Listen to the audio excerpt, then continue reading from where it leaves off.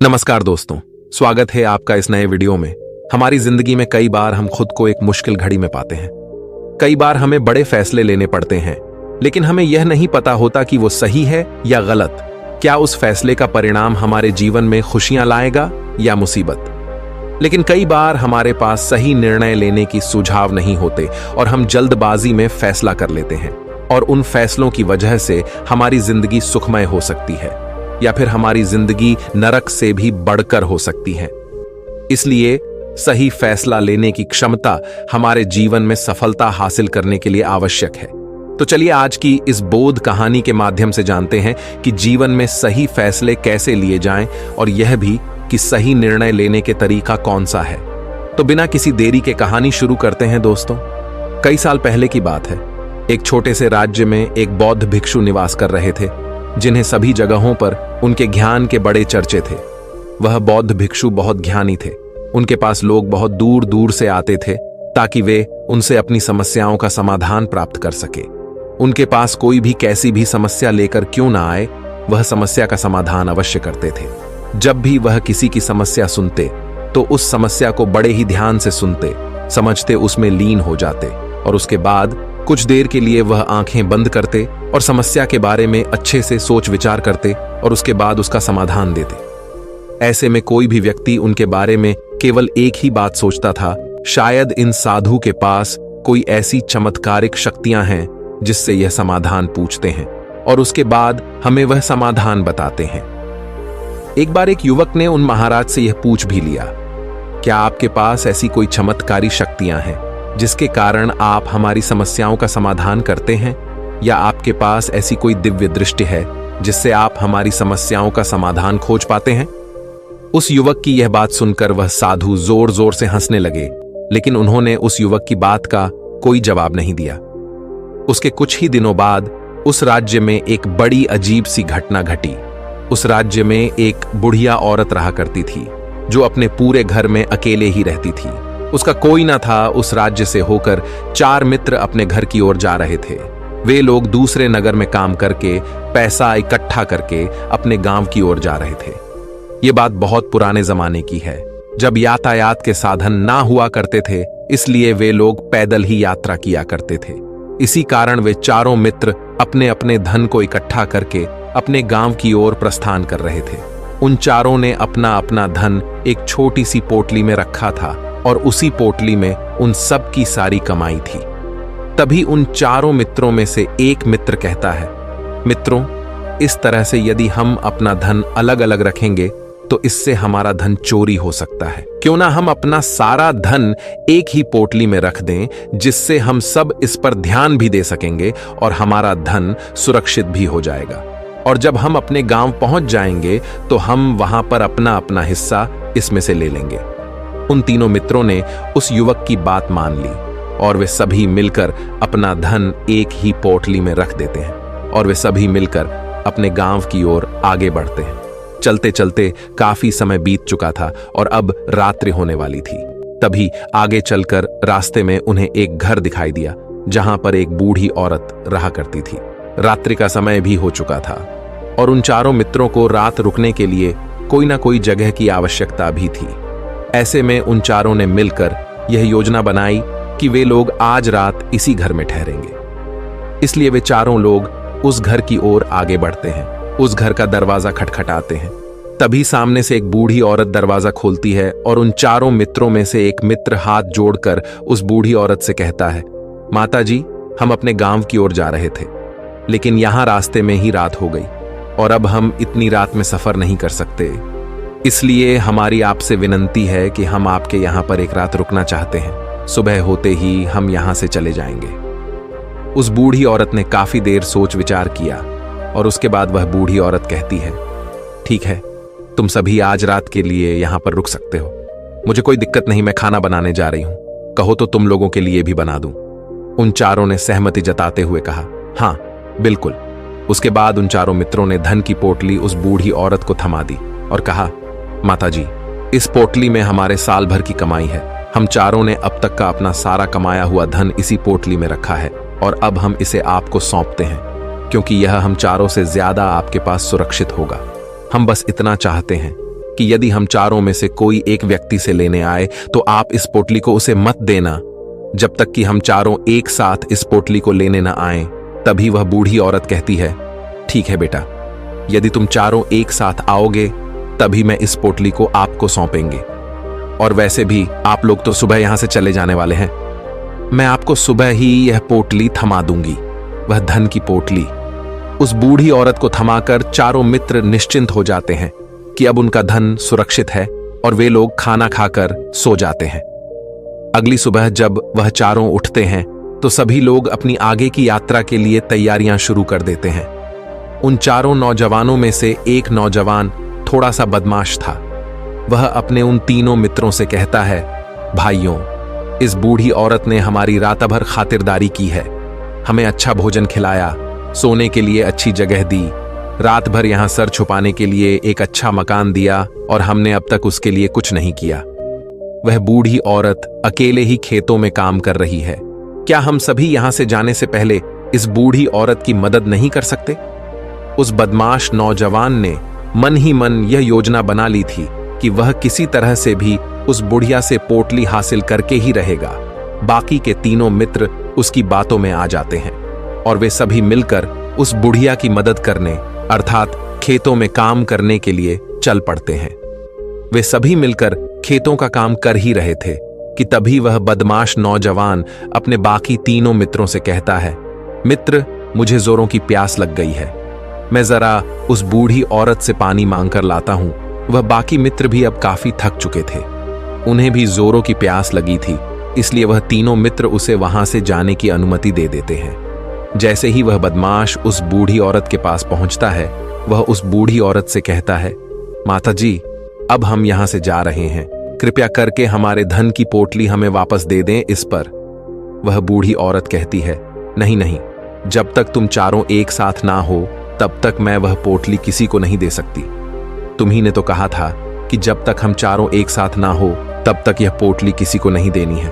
तभी वह बदमाश उन तीनों की तरफ इशारा करते हुए कहता, हे लाओ। उन तीनों ने सोचा कि हमारा मित्र हमारे लिए पानी लाना चाहता है, इसलिए वह हमसे आज्ञा मांग रहा है। तभी उन तीनों मित्रों ने इशारे में उस युवक से कहा, हाँ हाँ ठीक है, ले आओ।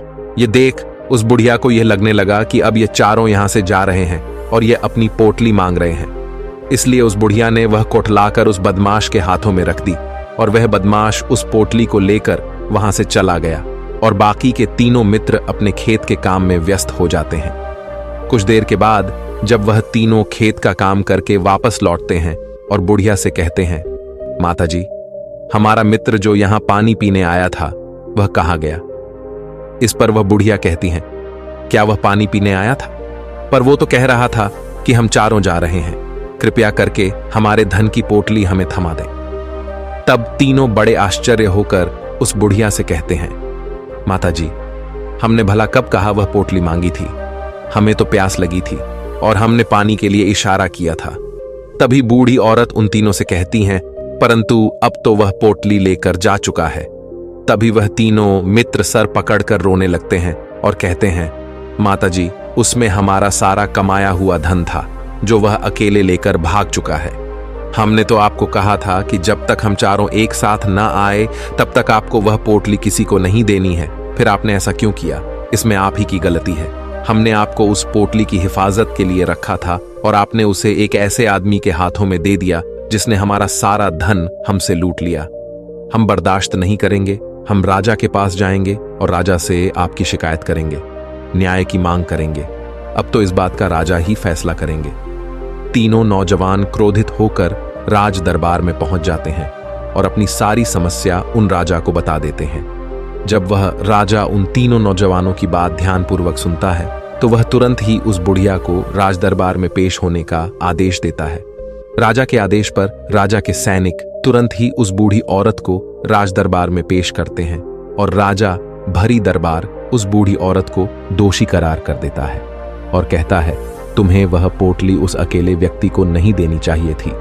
जब उन्होंने तुमसे कहा था कि जब तक वह चारों एक साथ उस पोटली को लेने ना आए तब तक तुम्हें वह धन किसी को नहीं देना चाहिए था।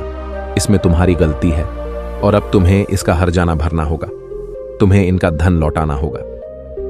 राजा का यह आदेश सुनकर बूढ़ी औरत फूट फूट कर रोने लगती है और राजा से मदद की गुहार लगाती है और कहती हैं, हे राजन, मैं तो एक बूढ़ी औरत हूं और मेरे पास इतना धन नहीं है और ना ही मेरे घर में कोई ऐसा है जो धन कमाता हो। मेरे पास इतना धन नहीं कि मैं इनका धन लौटा सकूं। मैं तो अकेली हूं, बेसहारा हूं, कृपा करके मुझ पर रहम करे। लेकिन राजा उस बूढ़ी औरत की एक नहीं सुनता। वह बूढ़ी औरत रोते हुए अपने घर की ओर जा रही थी। ये सोच रही थी कि आखिर मैं इतना धन कहां से लाऊं, कि कैसे मैं उन लोगों का यह धन उन्हें लौट आऊंगी। मेरे पास इतना धन नहीं है। मैं क्या करूं, कैसे करूं, कहां से लाऊं इतना धन? यदि मैंने उनका धन नहीं लौटाया तो मुझे राजा मार डालेगा। वैसे भी मेरी ही गलती है। जब उन चारों ने मिलकर मुझसे कहा था कि जब तक हम चारों एक साथ ना आए तब तक वह पोटली किसी को नहीं थमानी है, फिर भी मैंने वह पोटली केवल उस एक व्यक्ति को थमा दी। इसमें गलती तो मेरी ही है। वह रोते रोते ये सारी बातें सोचते हुए अपने घर की ओर जा रही थी। तभी रास्ते में उस बूढ़ी औरत को वहीं संत मिले जो उस नगर में किसी भी समस्या का समाधान बड़ी ही सरलता और सहजता से करते हैं। उन्होंने उस बूढ़ी औरत से कहा, क्या बात है बेटी, क्यों रो रही हो? इस पर वह बूढ़ी औरत उस संत को सब कुछ सच सच बता देती है और कहती हैं, हे महाराज, इसमें गलती तो मेरी ही है। उन चारों ने तो पहले ही कहा था कि जब तक वे चारों एक साथ ना आए तब तक वह पोटली मुझे किसी को नहीं देनी है। लेकिन मेरी हिम्मत मारी गई थी जो मैंने वह पोटली केवल एक व्यक्ति को थमा दी और वह उनका सारा धन लेकर वहां से भाग गया। लेकिन अब मुझे यह समझ नहीं आ रहा कि मैं वह सारा धन कहां से लाऊं, कैसे जुटाऊं। मेरे पास इतना धन नहीं है और राजा ने तो आदेश भी दे दिया है कि मुझे उनका धन लौटाना ही पड़ेगा। लेकिन मैं यह समझ नहीं पा रही कि इतना सारा धन मैं कहां से लाऊंगी। तभी वह संत उस बूढ़ी औरत से कहते हैं, शांत हो जाओ, मैं कोई ना कोई रास्ता जरूर निकाल लूंगा। इतना कहकर वह संत वहीं पर बैठ जाते हैं, ध्यान करने लगते हैं। कुछ देर के लिए आंखें बंद कर सोचते हैं, विचार करते हैं। मौन रहकर वह समस्या का समाधान निकालते हैं और उसके बाद वह उस बूढ़ी औरत से कहते हैं, बेटी, राजा ने फैसला किया है, वह बिल्कुल गलत है। आपने जो किया इसमें आपकी कोई गलती नहीं है। राजा का फैसला गलत है। उन संत के इतना कहने पर बूढ़ी औरत चुप हो गई और यह सोचने लगी कि आखिर राजा का फैसला कैसे गलत हो सकता है। राजा तो सभी के लिए न्याय ही करते हैं और वह कभी किसी का बुरा नहीं करते। फिर आखिर आज राजा का फैसला कैसे गलत हो गया? उन संत और उस बुढ़िया की बात आसपास के खड़े लोग सभी लोग सुन रहे थे और वे लोग भी बड़े अचरज में थे, क्योंकि राजा का फैसला कैसे गलत हो सकता है। राजा ने तो बिल्कुल सही फैसला लिया है। इस बूढ़ी औरत ने ही गलती की है, उन चारों का धन केवल एक ही को थमा दिया। ऐसे में इस बुढ़िया को उनका धन तो लौटाना ही चाहिए। राजा ने गलत फैसला कहा किया है। तभी वह संत उस बूढ़ी औरत से कहते हैं, जाओ और राज दरबार में कह दो कि हे राजन, आपका फैसला गलत है और सही क्या है, गलत क्या है, इसका फैसला मैं करूंगा। पहले तो बूढ़ी औरत इतनी हिम्मत ही नहीं जुटा पा रही थी कि वह राज दरबार में जाकर भरे राज दरबार में राजा को यह कह सके कि राजन, आपका फैसला गलत है। लेकिन जैसे तैसे उसने हिम्मत जुटाई और वह वापस राज दरबार लौटी। उसने डरते हुए भरे राज दरबार राजा से बड़ी थर्राती आवाज में कहा, हे राजन, आपने जो फैसला किया है वह फैसला गलत है। इतना कहकर उसने राजा को सारी बात सच सच बता दी।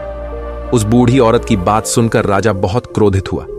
राजा ने उस बूढ़ी औरत से कहा, कौन है वह संत जिसने मेरे फैसले को गलत बताया है? क्या उन्हें नहीं लगता कि मैंने सही निर्णय लिया है? मैं हर रोज कई निर्णय लेता हूं, कई फैसले करता हूं, लेकिन आज तक कभी किसी ने मुझसे यह नहीं कहा कि मेरा फैसला गलत है। यदि उन संत ने मुझे सही फैसला न सुनाया, उन्हें फांसी की सजा दे दूंगा।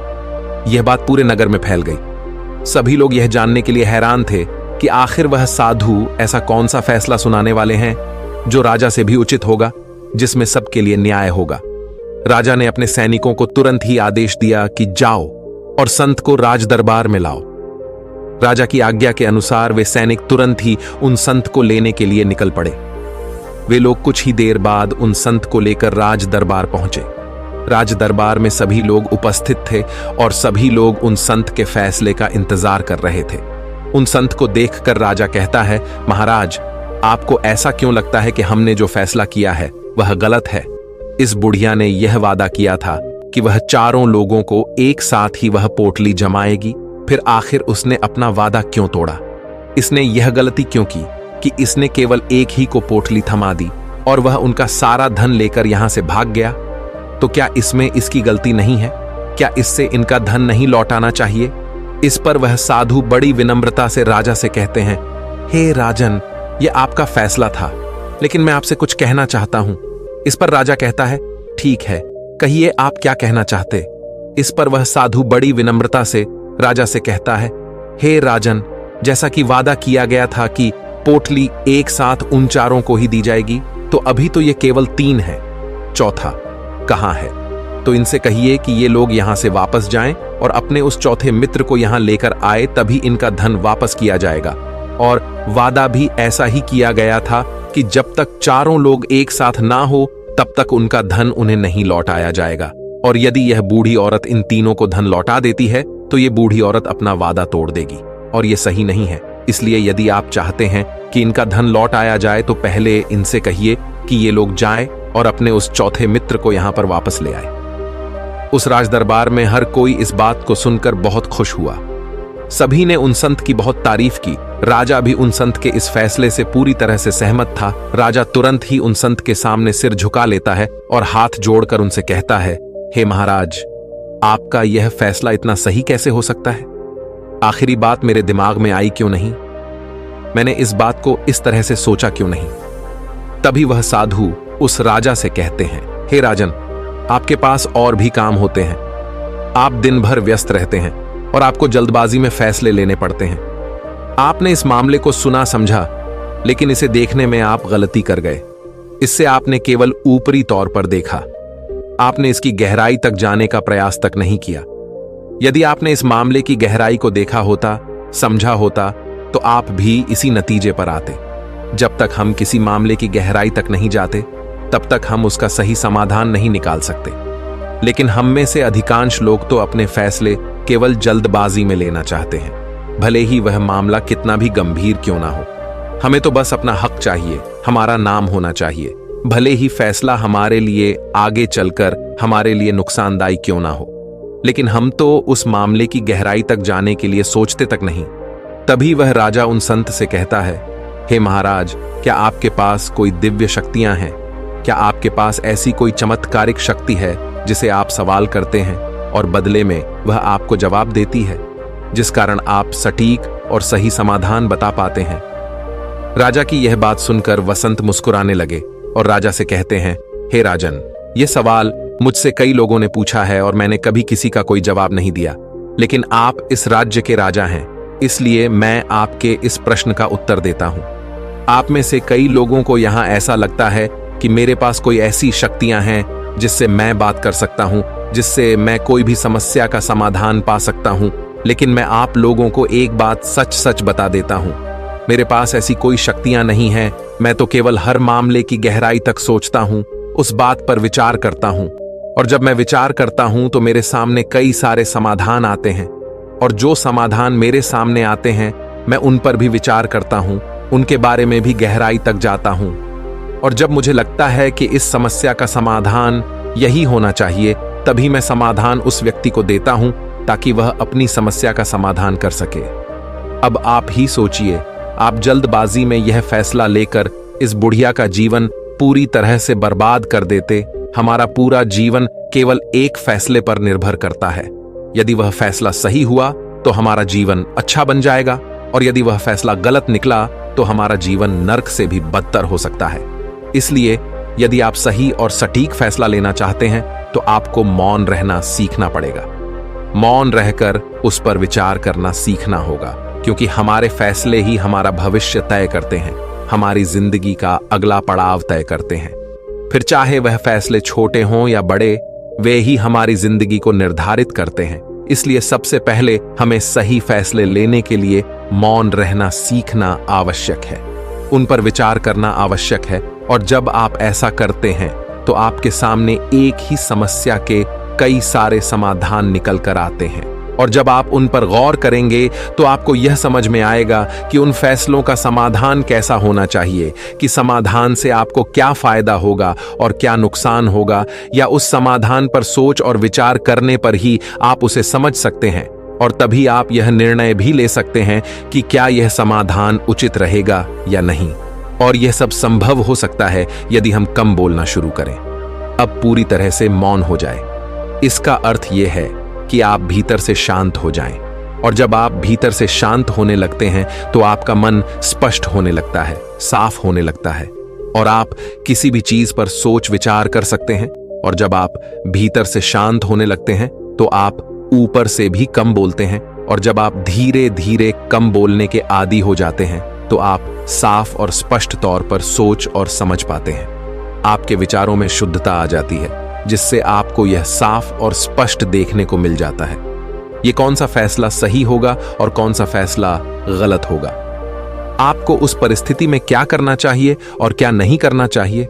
लेकिन हम में से अधिकांश लोग अपने आप को सही साबित करने के लिए, अपने आप को ऊंचा साबित करने के लिए अत्यधिक बोलते हैं, और इतना बोलते हैं कि हर कोई उनकी बातों को गंभीरता से नहीं लेता। उन्हें ऐसा लगता है कि मानो ज्यादा बोलना ही हमारे लिए हमारा शस्त्र है, लेकिन वह यह भूल जाते हैं कि वह अत्यधिक बोलकर मूर्ख बन रहे हैं। लोग हमारा मजाक बनाते हैं, हमें मूर्ख समझते हैं, हमसे दूर रहने लगते हैं क्योंकि उन्हें हमारी बक बक अच्छी नहीं लगती। लेकिन जब आप भीतर से शांत होने का प्रयास करते हैं और धीरे धीरे भीतर से शांत होने लगते हैं तो आप खुद ब खुद ऊपरी तौर पर कम बोलना शुरू कर देते हैं। इससे आपके मन में, आपके मस्तिष्क में एक साफ और स्पष्ट विचार उत्पन्न होते हैं, और आप अपने आप को साफ स्पष्ट तौर पर समझ पाते हैं, देख पाते हैं आपको कब, क्या, क्यों और कितना बोलना चाहिए, और आपको कब, कैसे, क्यों, किस तरह से कौन सा फैसला लेना सही है या नहीं, यह भी आप अच्छी तरह से समझ और जान पाते हैं। जब आप कम बोलना शुरू करते हैं तब आप अपने आप को बहुत अच्छी तरह से समझना शुरू कर देते हैं, अपने आप पर अच्छी तरह से विचार करना शुरू कर देते हैं। तब आपको यह बात भी बहुत अच्छी तरह से समझ में आने लगती है कि जो हम बेकार की बक बक करते हैं उस पर हमारे शरीर की बेवजह ही कितनी सारी ऊर्जा यूं ही व्यर्थ हो जाती है, नष्ट हो जाती है, जिसे हम चाहे तो किसी जरूरी काम में लगा सकते हैं, फैसले लेने में लगा सकते हैं, जिससे हम तनाव मुक्त रह सकते हैं और हमें अच्छी नींद भी आ सकती है। और यदि आप इसी प्रकार सोच विचार कर फैसले लेना शुरू करते हैं तो आपका मस्तिष्क भी अच्छी तरह से काम करने लगता है और आपका मस्तिष्क पहले से भी ज्यादा शक्तिशाली हो जाता है। और इसका एक बहुत अच्छा उदाहरण भी आपको मैं बताना चाहूंगा। जब आप स्कूल में पढ़ते थे या फिर आज भी आप पढ़ रहे हो तो आपने देखा होगा कि जो बच्चे होनहार होते हैं, होशियार होते हैं, वे लोग बहुत कम बातें करते हैं और अपना समय सही चीजों में लगाते हैं। वह अधिकांशतः अपना समय मौन होकर ही बिताते हैं। इसी वजह से वह पढ़ाई करने में बहुत तेज होते हैं। वह जो कुछ भी पढ़ना चाहते हैं वह उसे याद कर ले जाते हैं। लेकिन वहीं पर दूसरी तरफ जो लोग बहुत अधिक बोलते हैं, यदि आप उन्हें पूरे 24 घंटे भी दे दें तो भी वह उस तरह से उन चीजों को याद नहीं रख सकते जिस तरह से वह मौन रखने वाले बच्चे उन बातों को याद कर लेते हैं। और महान चाणक्य ने भी यही कहा है कि जो व्यक्ति